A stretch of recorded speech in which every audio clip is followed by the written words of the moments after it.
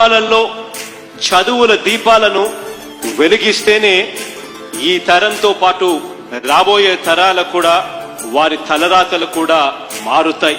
నా రాష్ట్రంలో మన పిల్లలకు నేనిచ్చే ఆస్తి ఏదైనా ఉంటుంది అనంటే అది చదువే అని చెప్పి గర్వంగా కూడా ఈ వేదిక మీద నుంచి చెప్పాను అని చెప్పి కూడా సగర్వంగా చెప్తా ఉన్నాను.